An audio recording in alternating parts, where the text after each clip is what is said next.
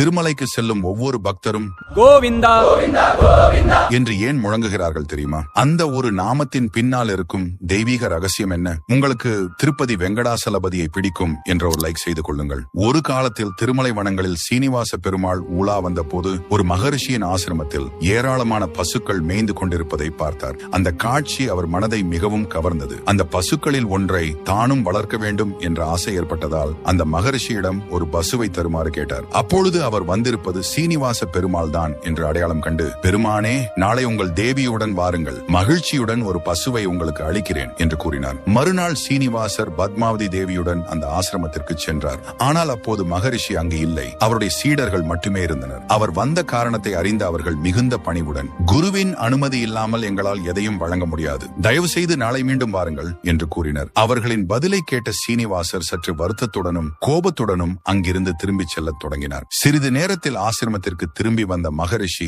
நடந்த அனைத்தையும் அறிந்தார். உடனே ஒரு பசுவை அழைத்துக் கொண்டு அவரை தேடி வேகமாக ஓடினார். தொலைவில் செல்வதை பார்த்து, கோவிந்தா கோவிந்தா, தயவு செய்து நில்லுங்கள் என்று மீண்டும் மீண்டும் அன்புடன் அழைத்தார். அந்த அழைப்பில் இருந்த பக்தியும் பாசமும் அவர் இதயத்தை தொட்டது. உடனே சீனிவாச பெருமாள் நின்றார். அவர் பக்தி நிறைந்த இதயத்திலிருந்து ஒலித்த கோவிந்தா என்ற அந்த தெய்வீக நாமம் காலப்போக்கில் திருமலைக்கு வரும் ஒவ்வொரு பக்தரின் இதயத்திலும் ஒலிக்கத் தொடங்கியது. அதனால்தான் இன்றும் திருமலை மலைப்பாதையில் ஏறும் ஒவ்வொரு பக்தரும் கோவிந்தா கோவிந்தா என்று முழங்கிக் கொண்டே தங்கள் அகந்தையை இறைவனின் திருவடியில் சமர்ப்பித்து பக்தியுடன் அவரது அருளை வேண்டுகிறார்கள். இது போன்ற ஆன்மீக கதைகளுக்கு நமது சேனலை சப்ஸ்கிரைப் செய்து கொள்ளுங்கள்.